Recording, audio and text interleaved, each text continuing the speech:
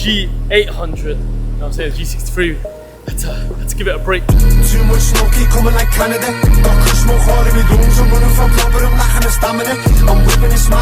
You can effectively lose clients trying to cut corners and save costs, or you can lose clients trying to put your friends on. Week in the life, Dubai edition. I'm still in Dubai, so if you didn't see last week's vlog, make sure you go check that out. But right now, I just pulled up to the Mandarin. My brethren's inside, he's at the hotel. It's gonna be a chill week. A lot of my friends are pulling up to Dubai this week. I'm excited, but yeah, let me go inside. Mandarin, hotel, swimming pool. Let's go.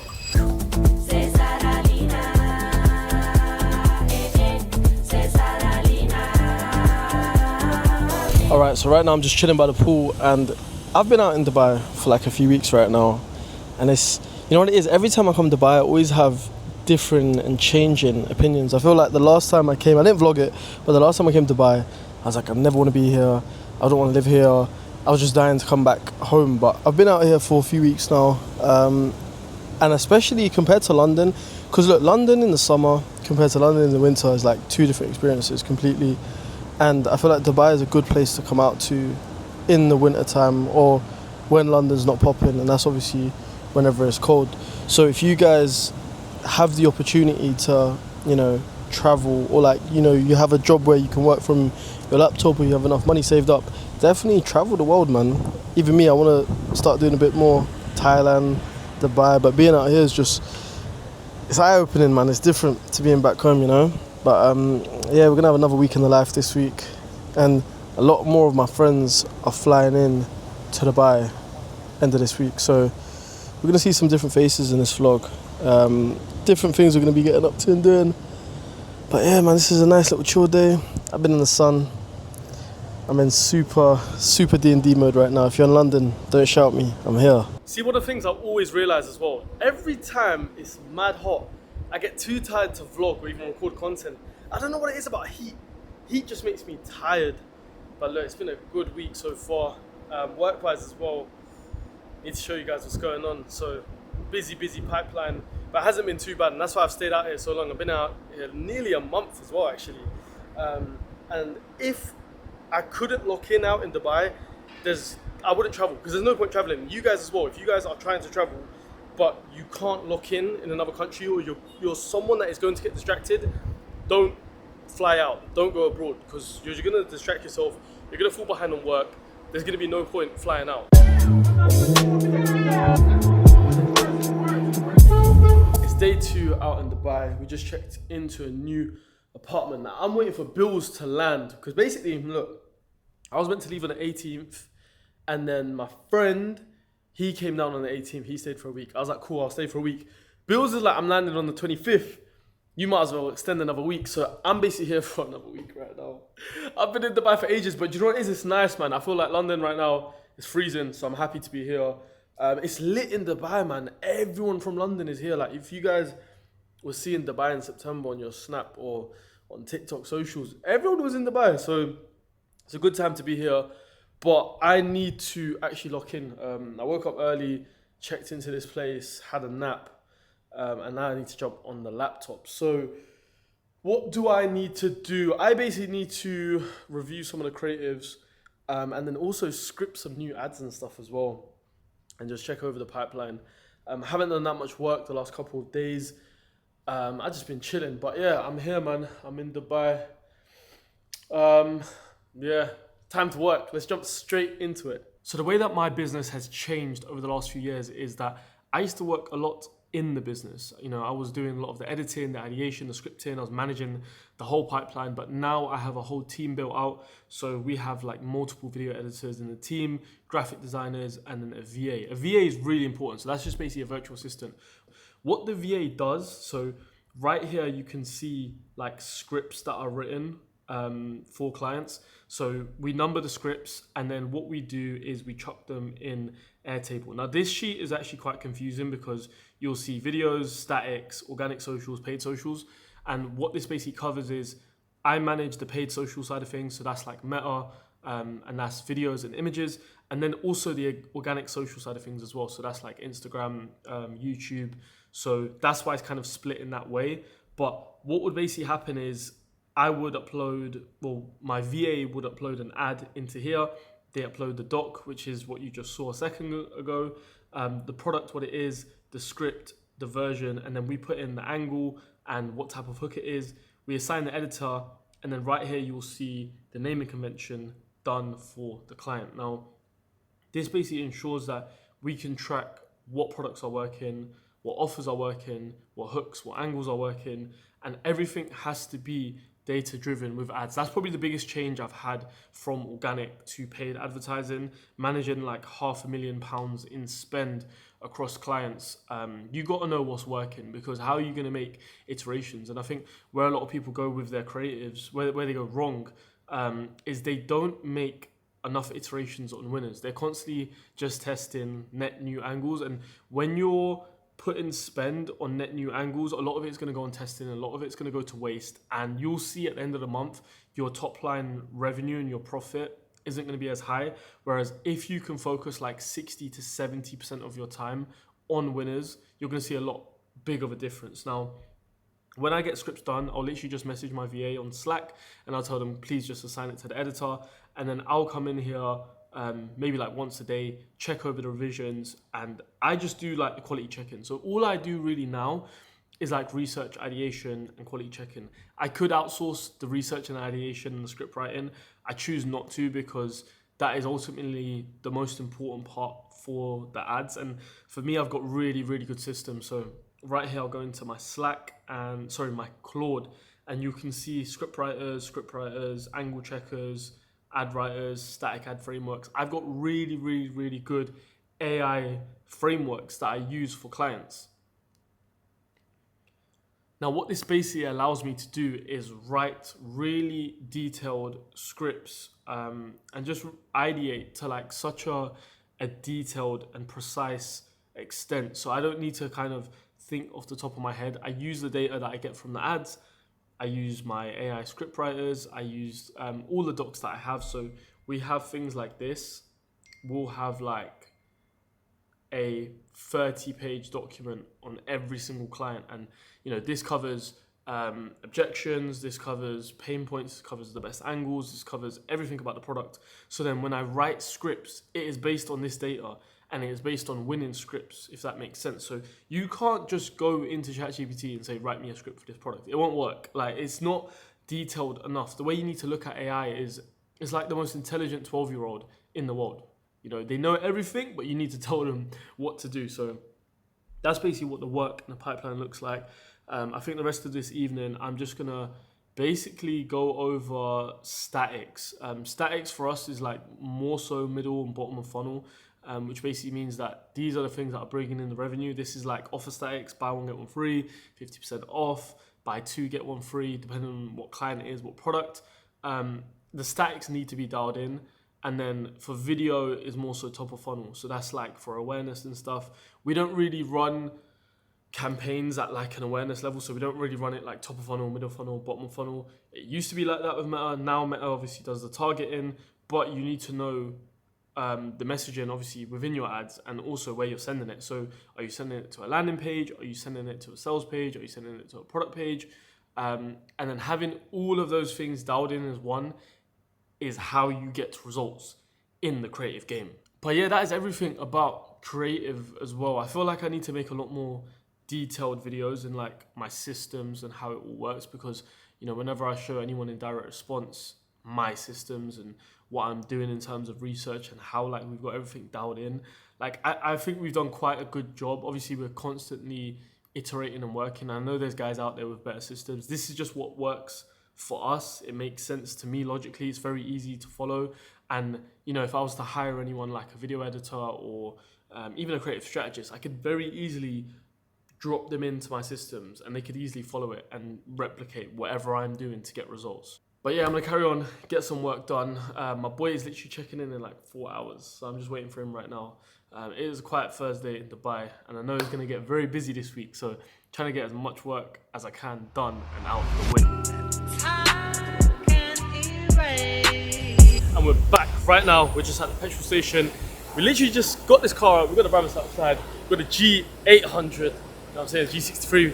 Had to give it a break because we've seen too many Uruses, too many Cullys, too many G-Wagons, but right now was meant to go somewhere. We're going to go home quickly. And yeah, man, literally I've been in Dubai for about 4 weeks now. I feel like I live here. And this week I'm on a chill one. I'm getting a lot of work done this week. I'm not too outside. Still going out to eat, still playing paddle. But this vlog, you're not going to see a lot more work. But let's hop straight in the car, go straight back to the AP. 120 V-power unleaded just to do my rounds. When you clear over a bar, they're gonna hate you quick. I ain't getting drawn out to end up on major. One of the most asked questions that I get is about hiring, like hiring, you know, A-team talent. How do you hire from overseas?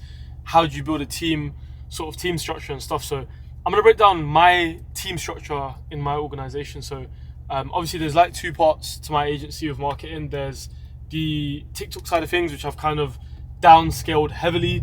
Haven't really got many clients for that. And then the main thing obviously I do is working with Ecom brands. So I work with like 7-8 figure health and wellness brands, and we create all of their creatives for them. So the team structure for that is definitely a lot more complex and larger than the TikTok side of things. TikTok, you can run a really lean team. Like you don't really need VAs, you don't need graphic designers. You can kind of just get away with like video editors. But basically the team structure for a D2C brand and like for e-com side of things, you're basically, you need a graphic designer, and they're for like static image ads. So image ads, you know, when you scroll on your feed, you see a lot of images. They're very important. You need someone that understands good design, AI, so how to use AI within your images.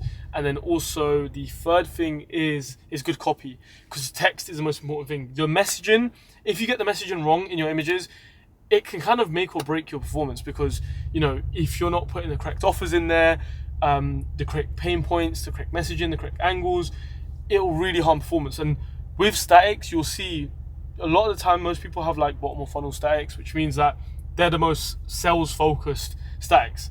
Second part of the team that I have is video editors. Obviously now I don't edit a single video. The reason why is because we focus on creative volume. So we're pumping out so many ads every week, maybe like over 100, 200 ads every single week. So it wouldn't make sense for me to edit. Now I pay my editors around $15 to $25 a video. And then what this basically means is I can get free variations within that $15 to $25. And that is me basically training up some of the editors. But you always need to hire people with experience, and that's a little tip, bonus tip that I'll give you guys, is always hire people with experience. I've tried to cut corners in some sense. I've tried to put people on, and I've tried to hire people and, you know, kind of train them up and, you know, get a lower price, but it's not worth it in the long run. You're gonna waste a lot more time, and time is money, especially in business, because you can effectively lose clients trying to cut corners and save costs, or you can lose clients trying to put your friends on. I've tried it so many times, and, you know, I'll never go out of my way now to try to put people on. If I see someone's got skill or experience, then maybe we can talk and we can work. And then kind of traffic in Dubai is mental. And the last thing that you need on your team, if you are the creative strategist, that means that you're going to write the copy, you're going to research the ads, you're going to ideate all the ads. That is what I do. I could outsource it, but I've tried before, and it's very hard to find someone that can do my job better than me. So for me personally, I write all the ads, I ideate all the ads, I research. What that basically means is, you know, I have the maddest AI prompts to find ads, to write my ads. I use ad libraries, I study competitors, I do all the research. So it's the most important part of your marketing funnel and of your ad process. So that's what I do. I could obviously outsource that, but I don't. And the last thing that I do outsource is a virtual assistant. Now the virtual assistant, what they do is basically ad hoc tasks. So when creative gets done, let's say it gets uploaded to Frame, are we putting the status as approved in Airtable, which is our like creative system? Are we saying it's delayed? Are we saying it needs a revision? Are we reminding video editors that they need to, you know, make a revision or something? Who's calculating how much everyone's getting paid? Who's uploading it from Frame to like a tracker, which the media buyer will then go and upload to the ads manager? So all of those little tasks do take a lot of time, and that's why you just get a VA. My VA is really cheap and it's just cost effective. We pay about $5 an hour. I think it's about $50 to $100 a week, and that's spread across a few clients, and that saved me so much time. So that's basically my team structure that I use to operate. And yeah, we're spending around like $500,000 right now on ads, turning over M. So that's like kind of the team structure you guys need. Other than that, you won't really need too many other things. You might need specialists, but they would be more like contractors. So that would be like animators, it could be, renders, but those are sort of like one-off things. But your main BAU team would be that, and that is the team structure that I run with. But yeah, that is my way of killing time as well, because I've literally just been in traffic for the last 45 minutes. That's one thing I hate about driving in Dubai. Other than that, you're in the big B. You're in the big B, as my friend calls it. You're in the Brabus. You can't complain, you know what I'm saying? This interior is nicer. You know how I feel like? You know how I feel like right now, bro? My brother right now, Crocodile Ramirez, we got the blue matching the... He's got the blue colour in it. Literally, I feel like my man right now still. So, I knew if you're watching this, my brother, my goat, the legend, you're back. Fresh home. I knew you didn't do it, bro. I knew you didn't do it. Anyway, listen, back to the crib in a sec. All right, so I'm back at the crib now, and right now, one of the main things that we want to prepare for Q4 is UGC. So, in terms of content and fatigue, in terms of ads, like we've just launched a new product for one of the brands that we work with, and we only have maybe like 30, 40 different types of clips that we use amongst ads. Now, in theory, it does sound like a lot, but one of the things that I see that brands that go wrong or that their creatives die out really quickly is that they're not getting an influx of content. So you could obviously just continue doing loads of professional shoots every single month, but you do need creative diversity within your ad account. So one of the main things that we do is get B-roll from UGC creators, and also just A-roll, which is talking videos from UGC. So I'm gonna jump into my screen now, and you guys can kind of see our system in terms of UGC and what this looks like. So this is basically like a really simple sheet that has the status of, whether we've sent contracts, we've received products, we're waiting for content. It's got the name, the email, it's got the script that we assign, and then the product as well, and the rate. So this allows me to basically track, okay, cool, we've sent out this many products this month to creators. We know the pipeline and the status of what is going on. Now, for us, we do want to make sure we're always getting like a regular amount of content, especially if a creator has performed well with their UGC. We would want them to just, continue making more content. For us as well, our COGS, which is our cost of goods, is quite high. So continuously sending out product doesn't really make sense. If you guys are like a beauty brand, or like, you sell like a small gadget and your COGS is like $5, $10, $20, then it's fine. Our COGS are a bit on the higher price, so we got to kind of be careful who we're sending our products to. Now, one of the things that I see that people get wrong with UGC is not giving briefs out. Right here, this is my script folder, and we have a separate UGC folder within that. And within UGC briefs, you want to make sure that you have, basically you want to include the script itself, and then also the B-roll and any guidelines. So, tell them don't use a microphone, use natural lighting. All these little things play into it because, for us, we want to make sure our ad looks as natural and organic as possible. But if someone's using lighting, they're using a microphone, and it looks really heavily scripted, then, it might not convert as well. And obviously another thing that we've tested as well is we've given creators like a step-by-step script from the hook to the body to the CTA, whereas now we kind of give like pointers for the hook, and then we give bullet points for the script as well, because logically your product should make sense to the creator that you're sending out to, and obviously that persona should relate to your target audience as well. And if you give pointers in the script, they can basically say it in a way and convey a message about your product in a more natural way to consumers, and people can just see authenticity. They can see real emotion within your ads. So that's basically what I'm going to be doing the rest of the day today. Want to just make sure I finalize all the scripts and all the briefs for every single creator individually. And what this essentially looks like is making sure they have all the right guidelines, they know what they're talking about with the products, and also the persona has to relate. So I wouldn't have like a man that's 30 years old talking about stress as a woman or like pregnancy. It wouldn't really make sense. Whereas you could have a young creator that goes to the gym talk about like a gym angle, a health angle, a fitness angle. So you got to really make sure that the personas that are in the videos relate to the angle and the message that they're conveying. So yeah, gonna crash through this right now, and then that should be more or less it. And then today is towards the end of the week, and then yeah, just gonna basically prep for the week ahead and what's to come. So yeah, as I've said so many times in this video, I've been in Dubai for about 4 weeks now, and you got to get used to where you're buying food, how you're spending, and what you're doing. So I'm gonna give you a little fridge tour right now. You can see it's very, very, very empty, but I've got my essentials in here. So come. Let me show you what we're dealing with. We got this, first of all. So these are like things we pick up all the time. This is like grilled chicken, mashed potato, and broccoli. These are like 2-minute heat up. I don't know if this is processed because I feel like they cook it fresh. It's like kind of like meal prep. There's all these different types of versions and that you can get. And I'll show you the next thing that if you guys are coming to buy, you need to stack up on. Cool. In terms of drinks here, so this is what I've been drinking a lot. They got this in the gym in Third Space in London, and then Paddle as well. I drink this. So this is just like your vitamins and recovery and whatever. I know there's a lot of sugar in here, but it tastes good. This, if you know about this, then you know one of the best juices you can get in Dubai. I think the first time I had this was like 2016. Fruit, just normal stuff. So the fruit here, you got like loads of different countries and that. Fruit is a bit more expensive than in London, but these are from the US. You can tell that is GMO, genetically modified. Look at the shape of that. That is not how apples should be. But curvy in that, like, you see what I'm saying? It's mad curvy, isn't it? Alright, cool. Now last thing we have. The last thing and the best thing, these pineapple slices. So this cost me like £6, which is about £1.30 a slice. But this fresh, sweet, I wake up in the morning, have one of these, have a water, go on the balcony, take in the views, feel like I've made it. And that is like a brilliant way to start your day. But yeah, that's my little Dubai fridge tour. As you can tell, I've been a bit hungry out here. I ain't been eating the greatest, but I've been eating out a lot. So I'll usually have like breakfast here, lock in, work, whatever is in the fridge. That's why I just stock up in the fridge.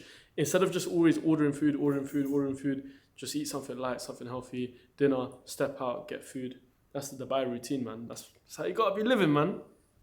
So one of the most asked questions I get all the time is, do you still work with D's Kitchen? What's D's Kitchen saying? Me and D's Kitchen haven't worked together for like maybe over a year now. But I think a lot of people don't realise that because they still see us together. We still pop out at events and stuff together. And they always wonder like, do you guys still work? So I wanted to kind of address not that situation because we just, like, I don't really work with like TikTok clients anymore. I don't really have the time for it. The money don't really make sense. But I wanted to tell you guys a story and more so like a lesson for you guys that have clients or deal with like agency relationships and stuff, that relationships are really important. And like, even if you don't continue to work with someone, you should always keep good relations. And even if you do have clients now, like really build solid relationships because, you know, there might be a time where, you know, your performance starts to drop or you might, you know, not be happy with the way you're getting paid. So many things. And when you have like an open, good relationship with clients, I've always found it a lot better that way. So all of the clients that I have like really solid relationships. And end of the day, they're real people. You can't see this as like your boss or this is work or this is a job. Because if I felt like that, then I'd probably just stayed at JP Morgan and continued working there. But I'll show you a snippet of a voice note. So this is when me and D's Kitchen stopped working together. And this was like quite an emotional voice note because we were probably, you know, talking every single day and, you know, working on so many things. And we made like a really big impact in the TikTok space. So if you guys don't know what I've done with D's Kitchen, we went from like 20,000 followers to like 70,000 in the space of a few months. And I'd like to think in the food space in London or like even the UK, I made like a really huge impact in like the style of content I created and the amount of noise and buzz we created. But this is basically a snippet to give you guys context. This is after we stopped working and like the thoughts and stuff and like the debrief. So TJ, man, wallahi, you're my nigga, Hex, bro. Wallahi, you're one guy that I feel like wallahi, I think it was more like friendship than actually business, bro. Wallahi, I think even I was clouded thinking that's my nigga, but I can't really. So that's mad. He's saying it was more like friendship than business because we were just so tight outside of the work side of things. No problem. Wallahi, that's what I was always on, my nigga, bro. My nigga, I was always thinking about you, man. Your side, wallahi. I never like take things serious. That's what sort of guy I'm in it. I'm more of a laid back guy. I'm more like, you know what, bismillah tawakkal type of thing, innit? You know what I'm saying? Like, so wallahi, that's what I'm more about. I'm more about, you know what, bro? Let a nigga breathe. He's going through shit. You know, I have to understand everyone, you know? And I think at that point I was just mad stressed. Like I was trying to work on a new project. I was just mad conflicted. And I didn't feel great as well mentally. I don't know why, for like whatever reason, but mentally I just felt kind of out of it. And I think he kind of realised that. Wallahi, Axe, that's exactly the vibe I'm on always with you. Because you're my guy, Axe, bro. Wallahi, I speak to you more than I speak to any of the niggas that I know, bro. And wallahi, that's just me being honest, bro. Yeah, wallahi. And me and you, I would want to keep that friendship, bro. I would want to give you a call. Where you get to eat? What's going on? Let's go do a day in the life, whatever. What's this? What's that? Let's go kick back. Let's go see another area. Let's go see if you like this area. Check out this place. Check out a spot. Check out a location. I'd rather keep that friendship where it's like, me and you are still good, Axe. Then being like, you know what, brother? Nah, I'm not going to stand that guy. Nah. I start spreading some stupid rumors, or if I'm not that sort of guy, but start talking bad of me. Brother, you've done a lot, bro. Wallahi, Axe, bro. But I know when things are going left. So yeah, like yeah, it was emotional, man, because you know, it's just to kind of have like such a long working relationship like kind of come to an end, but it didn't come to an end as well at the same time. And you know, when doors close, it's scary, whether it's like a job, relationship, school, university, work, whatever it is. Like doors close is scary because you don't really know what's out there for you. And I think at that point I wasn't really sure what I was going to do. There was a new project I worked on for like 6 months after that. It wasn't online, it wasn't ecom, it wasn't marketing. It was like my own business. And like I was kind of going into that at that point. I hadn't started it. I was leaving that behind, and you know, I was doing so well with that. I was getting paid off that, and I was making a name for myself with that. And it was like such a big part of my life at that point. But yeah, the overall lesson is keep good relationships with people no matter what happens. Like even if you stop working with someone, and always just keep the door open, because I feel like, you know, in other ventures I have done, or there's other areas of my life that These Kitchens still has helped, or you know, connected things and, you know, built relationships. And I feel like if you enjoy working with someone, it doesn't necessarily just have to stop, even if you do stop working together. And one thing I will say about These as well is I learned a lot from him about like character, religion, family, relationships, mindset, hunger, work rate. There was a lot I learned in the space that we did work together. Like yeah, it was just a sick learning experience. And for me, not everything's just about money. Like money, anyone can give you money. A job, you can go to a job and go get paid. But learning like characteristics and traits and things you can pick up from a person, I personally think is just way more valuable. But yeah, that's a little story I wanted to share for you guys. But that's basically my work day done. UGC signed off. Story time done.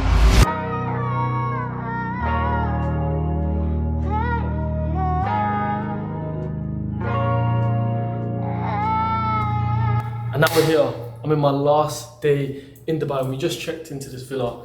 It's a 4-bedroom villa, so we've got one room literally right here. We've got all these different doors, and this is my first time actually staying in a villa in Dubai, so I don't really have high hopes, but cool.